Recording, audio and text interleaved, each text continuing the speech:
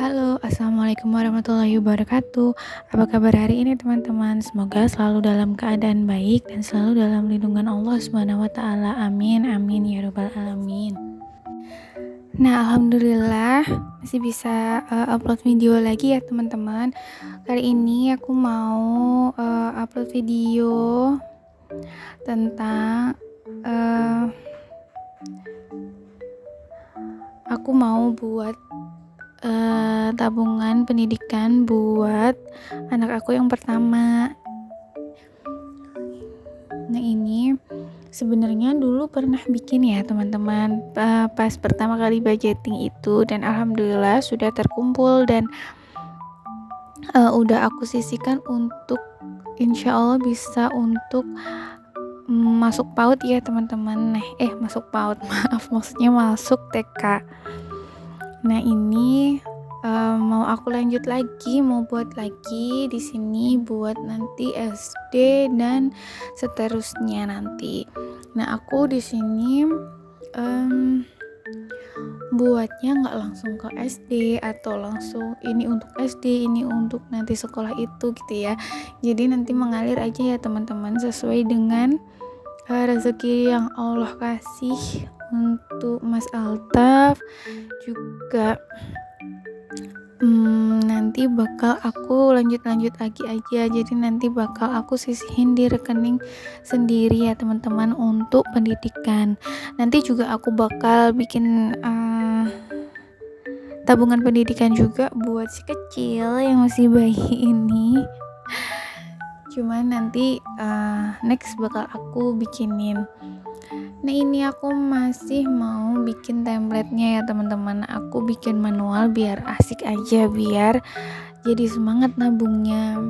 Di sini aku mau bikin gambar rak buku gitu ya, teman-teman. Konten kreator yang lain juga udah sering bikin ini dan dengan konsepnya ini rak buku, tapi aku ada di tulisannya sama di hiasannya.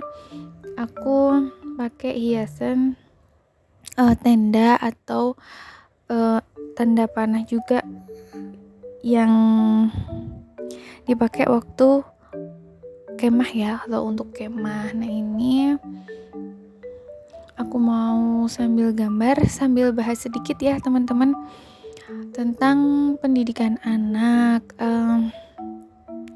Nah, ini apa aja sih sebenarnya yang harus diperhatikan untuk mempersiapkan dana pendidikan anak. Nah, ini sebelum aku bahas itu, dulu aku nggak kepikiran ya, teman-teman, untuk nabung pendidikan anak, karena juga maksudnya ada pikiran ke situ, cuman nggak kepikiran dari sedini mungkin, atau udah maksudnya dari kecil, dari bayi gitu udah aku siapin tuh enggak. Mas Altaf baru aku siapin dana pendidikan itu kemarin waktu pertama awal-awal budgeting dan masuk sekolah itu juga, masuk sekolah PAUD itu juga kan aku pikir nggak begitu mahal ya, teman-teman, ternyata wow juga. Jadi aku cicil waktu itu uang untuk masuknya, tapi alhamdulillah sudah selesai. Mas Altaf juga sekolahnya lanjut ke PAUD lagi ya, teman-teman, karena memang keterbatasannya Mas Altaf di umur yang segitu. Mas Altaf belum bisa komunikasi dengan lancar, jadi bu gurunya menyarankan untuk meneruskan ke PAUD lagi. Nanti next time aku bakal cerita-cerita ya soal Mas Altaf yang speech delay atau ngomongnya itu agak telat. Nah, di sini lanjut aja. Apa aja sih yang harus diperhatikan ketika kita mau menyiapkan dana pendidikan untuk anak? Yang pertama, kita harus mengumpulkan informasi dan tentukan pilihan sekolahnya.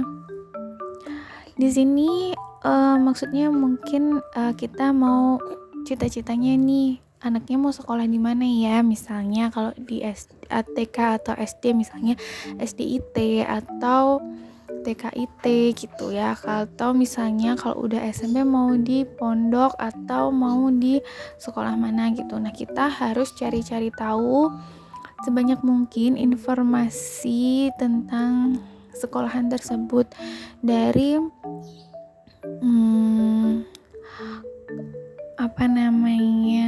soal pembayaran setiap bulannya, terus apa aja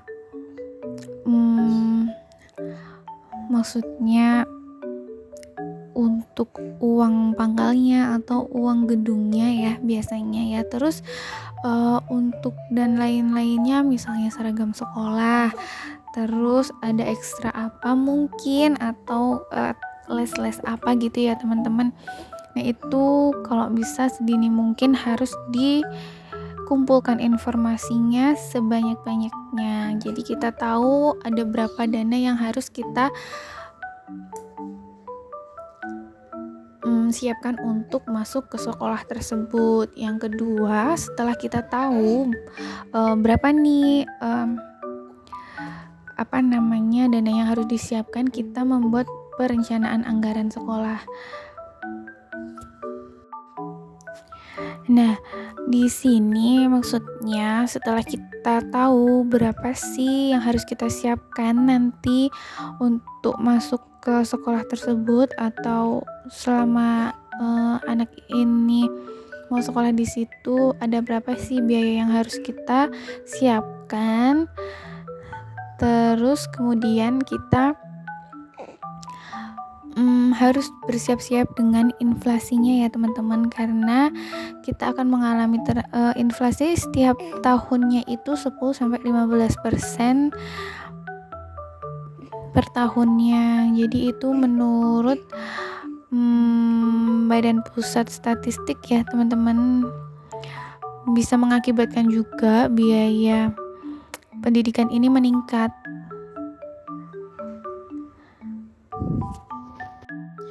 Nah, setelah kita hitung berapa sih jaga-jaganya atau mempersiapkan dampak inflasinya, kemudian kita pilih instrumen yang sesuai dalam mempersiapkan dana pendidikan anak. Di sini seperti mau disimpan mungkin di tabungan pendidikan atau di asuransi ya teman-teman, sesuai dengan yang kita inginkan. Dan misalnya di sini kalau jangka waktu panjang, biasanya teman-teman dari budget yang udah biasa melakukan budgeting itu, biasanya kalau dalam jangka waktu panjang 3-5 tahun biasanya kita simpan dalam bentuk logam mulia ya teman-teman, karena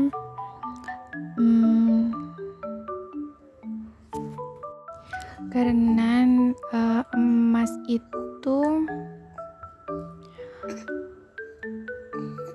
tidak beresiko untuk turun ya harganya. Mohon maaf ya teman-teman, ini aku tuh lagi dubbing sambil pangku sekecil dan tiba-tiba dia kentut ya, sambil mainan apa tuh namanya juga emak-emak ya teman-teman, harus dipaksakan sempatkan waktunya untuk melakukan kegiatan yang bermanfaat. Nah, ini lebih aman juga sih kalau emas itu, dan nilainya stabil ya teman-teman. Seringnya kan seringnya naik harganya, jadi jarang turun, apalagi untuk waktu yang lama, minimal 3 tahun ya teman-teman. Jadi menabung emas itu cocok banget kalau kita kita buat sebagai instrumen menabung pendidikan ya teman-teman, dana pendidikan. Nah di sini udah selesai aku buat gambarnya. Terus ini mau buat tulisan yang bakal aku tempel di ziplock ya teman-teman, karena memang belum nyiapin yang unyu-unyu jadi nggak apa-apa pakai kertas biasa yang aku tulis. Nah ini aku gunting dulu pakai gunting gerigi ya teman-teman. Kalau teman-teman mau samaan nih guntingnya atau peralatan aku yang aku pakai dalam membuat tabungan pendidikan aku, bisa cek di kolom description box ya teman-teman. Nanti aku cantumin linknya di situ. Nah ini udah siap tulisannya, mau aku tempel dulu di ziplocknya. Nah di sini aku nggak bermaksud ria ya teman-teman atau pamer. Aku cuma mau sharing-sharing aja tentang kegiatan budgeting aku, tentang cara aku menabung, cara aku menyiapkan dana pendidikan dan lain-lain. Mungkin nanti ada sinking fund juga. Aku nggak berniat pamer atau ria. Di sini kita sharing-sharing seru aja ya teman-teman, sambil berbagi manfaat dan semangat biar sama-sama bisa nabung bareng-bareng. Dan di sini aku juga mau mengucapkan banyak-banyak terima kasih buat teman-teman semuanya yang setia nontonin video-video aku, udah support aku di channel ini, udah mau subscribe, mau like dan komen juga. Nanti bakal aku komen balik ya teman-teman, dan aku bakal mampir balik kalau teman-teman yang nonton juga punya channel, nanti aku pasti mampir. Cuman mohon maaf sekali nggak bisa langsung karena banyak yang belum aku balas-balesin komentarnya. Didoakan semoga dimudahkan setiap urusannya ya teman-teman, biar cepat-cepat bisa balas komen-komen ya teman-teman. Nah ini udah aku siapkan ziplocknya, aku masukkan ke binder yang besar ya teman-teman di sini. Terus ini aku mau ambil uangnya. Nah di sini itu aku tulis di week pertama, aku tuliskan sinking fund-nya ada Rp25.000 karena ini sudah masuk ke week kedua, cuman belum aku tulis ya teman-teman. Jadi aku bakal masukin Rp50.000 dulu, karena tadi sebenarnya di bukunya ada tulisannya, keterangannya itu untuk jangka waktunya 4 tahun dan setiap bukunya itu nilainya 100.000 kalau aku warnain. Tapi karena di sini aku masukkan 50.000 dulu, jadi nanti bakal aku update ya teman-teman rencananya. Kalau yang lain-lainnya sinking fund-nya bakal udah jadi, nanti aku bakal update setiap minggunya. Nah ini untuk sinking fund jangka panjang seperti ini aku pakai binder yang besar ya teman-teman, karena ini bakal muat banyak. Kalau binder yang kecil-kecil pasti nggak muat banyak, jadi aku pakai yang binder tuh besar, karena dana pendidikan ini aku masukkan ke kategori sinking fund jangka panjang. Nah ini aku bakal, karena Rp50.000 aku bakal warnain separuh aja ya teman-teman. Di sini aku warnain bukunya separuh aja. Jadi nanti kalau pas aku update lagi, nanti aku bakal warnain lagi sisanya. Nah ini udah selesai aku bikin sinking fund jangka panjangnya dengan kategori pendidikan anak ya teman-teman.